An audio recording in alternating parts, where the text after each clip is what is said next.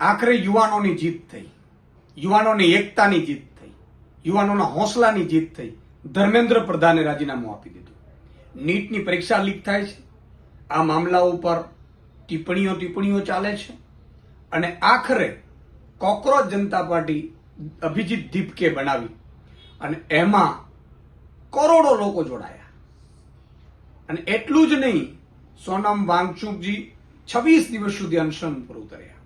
અભિજીત દીપકે અને આખી team cockroach જનતા પાર્ટીની, જેમાં યુવાનો જોડાયા, સ્વયંભૂ જોડાયા અને એટલે આ શક્ય બન્યું છે. બીજી પાર્ટીઓએ પણ પોતપોતાની રીતે વિપક્ષની ભૂમિકા ભજવી છે. સૌને અભિનંદન, પણ સૌથી પહેલા અભિનંદન યુવાનોની એકતાના છે. તમે જો નક્કી કરો કે સત્તા ઉપર કોને બેસાડવા છે ને કોને ઉતારવા છે, તો એ ભારતનું યુવાન કરી શકે એમ છે. આ કેમ શક્ય બન્યું? મિત્રો, પોલિટિકલ પાર્ટીઓ કદાચ વિરોધ કરે ને તો એના નેતાઓને ડિટેન કરી લેવામાં આવે અથવા તો તેને ઘરથી નીકળવા ન દેવામાં આવે, આવું થાય.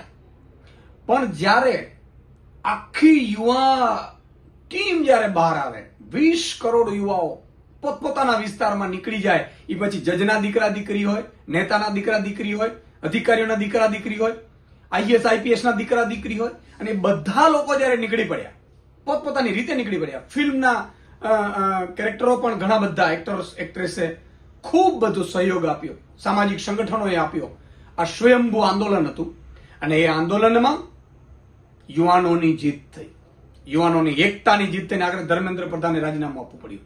અને એટલા માટે જ મિત્રો કહીએ છીએ, એક બનો, એકતા દેખાડો. પાર્ટી પોલિટિક્સ કોણ છે સામે, ફલાણી દીકરી, અને યુવાનો ઉપર પણ ઘણા બધા આક્ષેપો કરવામાં આવ્યા છે. વિદેશથી ફંડ આવે છે ને અહીંથી ફંડ આવે છે ને આ તો ચીનના એજન્ટ છે. પણ યુવાનોએ કીધું કે અમારે રિઝલ્ટ જોઈએ છે, અમારી સાથે જે રહેશે એનો અમે અભિનંદન કરીશું. અને એટલા માટે આ જીત થઈ છે. કોઈ પણ ચાલ ભાજપની ચાલી નહીં. આક્ષેપો પ્રત્યે આક્ષેપો ખૂબ કર્યા, પણ યુવાનો એક રહ્યા, યુવાનોએ એક નક્કી કર્યું હતું અને અંત સુધી રાજીનામાથી ઓછું કશું જ નહીં અને એના ઉપર અડગ રહ્યા અને આખી જેનજી જોડાઈ ગઈ. આ જેનજીની જીત છે અને એટલે કહું છું, જેનજી બધું કરી શકે છે.